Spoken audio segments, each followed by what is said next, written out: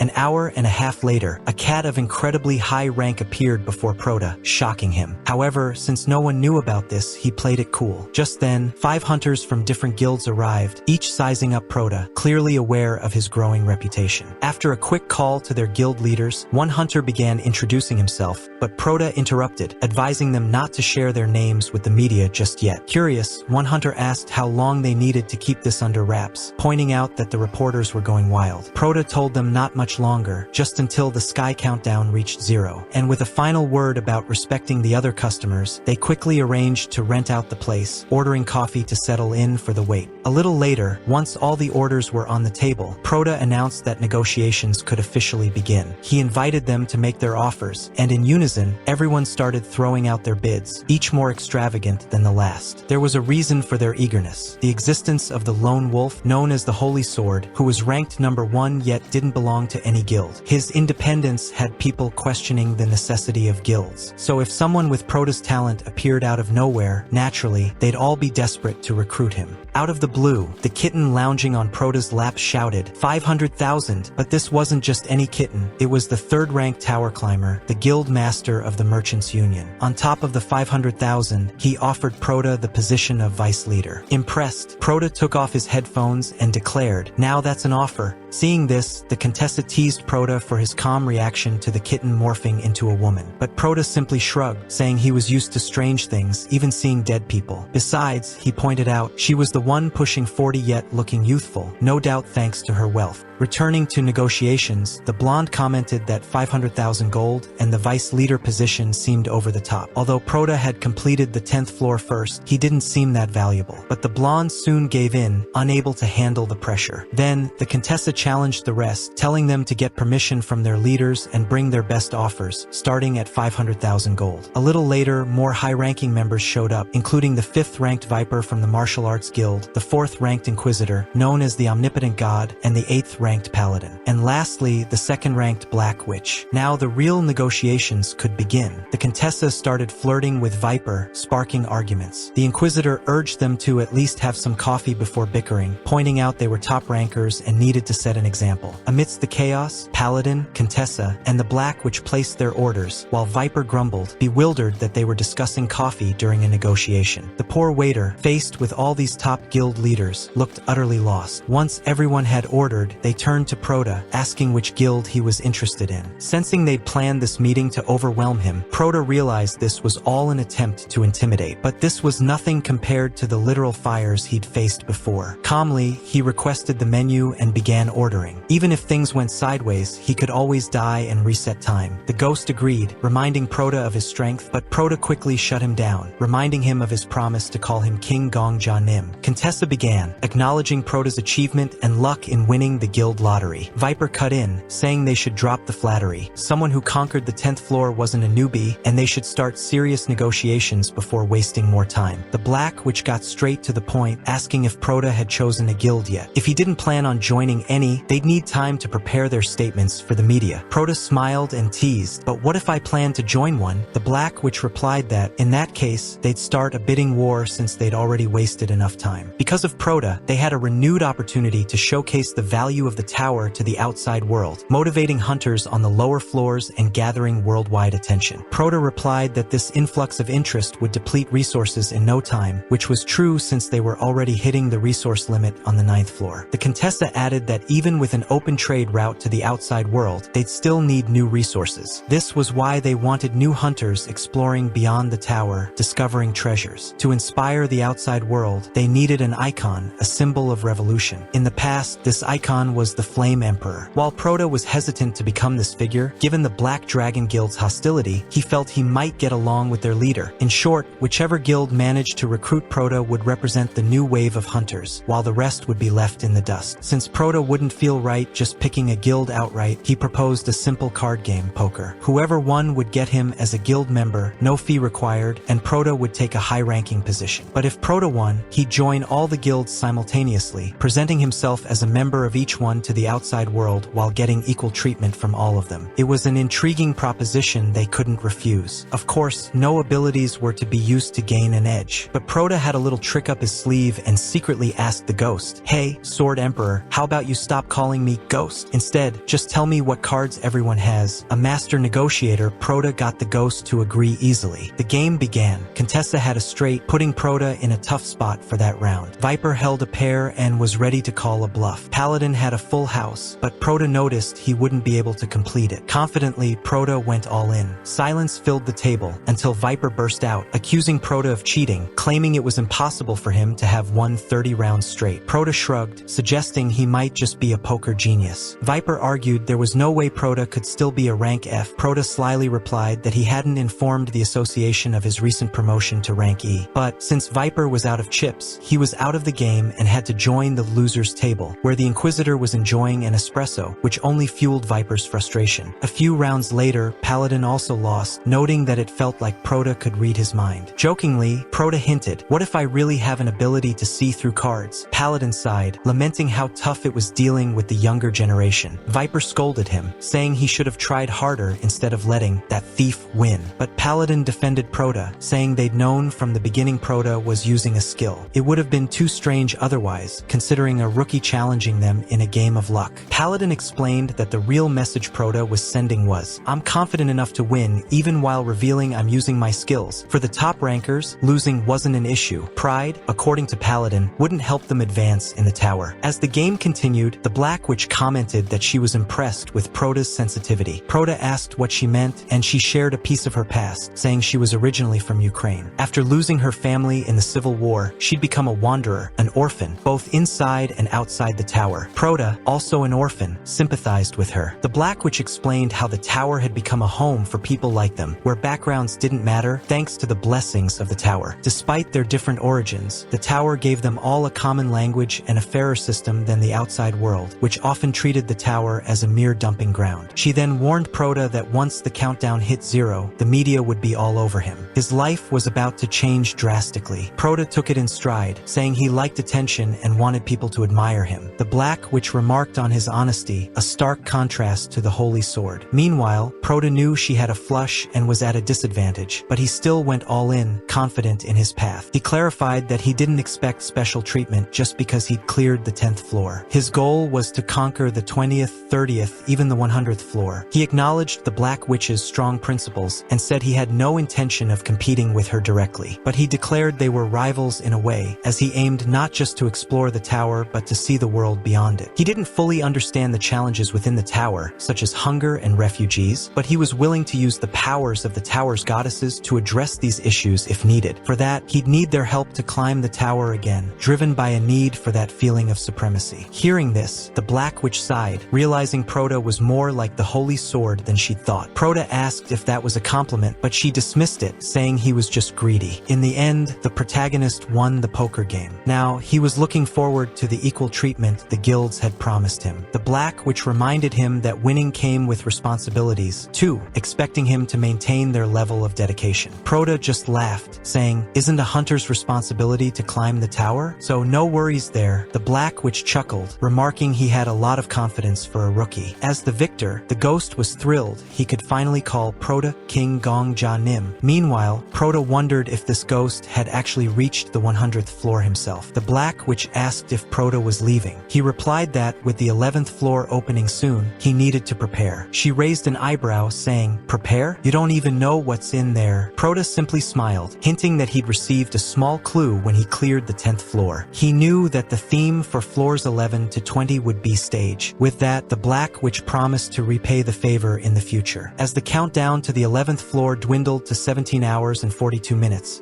people gathered, curious about who had completed the 10th floor. The timer in the sky finally hit 11 seconds, and everyone began counting down in unison. The conclusion announcement updated, revealing that Prota was the one who cleared it. When the timer hit 0, a massive explosion and a dazzling light illuminated the area, revealing a silhouette. A woman in a white dress, with golden hair, appeared like a goddess, congratulating them on clearing the infernal mansion. People wondered if she was divine, but the ghost whispered to Prota that she was just an NPC, likely a recording. Prota raised an eyebrow, asking how he knew. Just then, a figure leaped from a building, confirming that the goddess was a hologram. The ghost admitted he knew because he'd done this floor before, just like the old man. With that, the old man transferred to the 11th floor. The Inquisitor appeared next, declaring it an incredible day, as they'd finally get to see a new realm, and he would be waiting for them there. Soon, many others began transferring as well, with the message "Good luck" shining in the sky. Prota was in awe of the sight. Paladin then showed up, saying it was a shame that people no longer appreciated the efforts behind the tower's existence. Prota remarked he was more sentimental than he thought, while Paladin admitted she'd studied music before coming here, asking if Prota thought her artistic side was appealing. As they chatted, the ghost leaned over to Prota, saying he sensed something strange about Paladin. Prota looked around and spotted a swarm of reporters running toward him. Caught off guard, he asked Paladin if this was why she'd come to talk to him. She simply called it a test for him before transferring to the 11th floor. The ghost, grumbling, said, "See, I told you she was up to something." The reporters swarmed Prota, asking a barrage of questions, even hinting at a possible relationship between him and Paladin. Prota, overwhelmed, simply declared, "The 20th floor will be conquered by me as well. So rest easy and work hard, everyone." Then, he transferred to the 11th floor. On arrival, he found himself in a battlefield. The first person he saw was the old man, frozen in shock, surrounded by the chaos of war. Voices yelled that they couldn't afford to retreat, as losing more territory would be the Empire's downfall. The Empire's side was suffering heavy casualties and was vastly outnumbered. The people from the tower had no idea what was happening, bewildered by the scene and the monster-like foes attacking them. Prota remained calm. This was simply the beginning of the real challenges. The tutorial was over, and these types of situations would become routine on future floors. A knight ran up to Prota, pleading for the hero's help in saving their kingdom, explaining that this was a vital trade route, and without it, the kingdom wouldn't survive. With that, everyone received a quest, ranked from F to A, with a clear objective: protect the port from the Demon King Astuto's forces. Hearing Demon King was enough to electrify the crowd, but there wasn't time for enthusiasm, as monsters continued attacking. The old man, still processing everything, guessed they simply had to kill all those monsters. Upon seeing the holy sword charge forward, the other hunters followed suit, attacking the monsters. Prota, however, stayed calm amid the chaos. Suddenly, the system announced, "Welcome, Hunter King Gong Ja Nim. It's time for you to receive your rewards from the 10th floor." His first reward granted him access to floor maps. For completing the secret stage, he received a blessing from the goddess of humanity, allowing him to locate all NPCs on floors 11 to 20. Another secret stage reward then came, a blessing from the goddess of merchandise, which let him choose any item from floors 11 to 20. Prota grinned, declaring, "Ah, this is what true talent tastes like." Curious about the rewards, he reviewed the themes of the tower. Floors 1 to 10 had been the tutorial, designed to help newcomers adapt, with each floor featuring designated hunting areas. Floors 11 to 20 had a new theme: king, demon, and heroes. To conquer this stage, there were only two viable strategies: either possess the power to defeat an entire army single-handedly, or have the leadership to command an army in battle. The ghost smirked, asking if Prota would choose leadership, given he had no experience. Prota confidently replied that while he had no prior experience, he was sure he'd pick it up. He then challenged the ghost, asking if he thought he was just lucky. The ghost agreed, but Prota promised to prove this was a game of skill, not luck.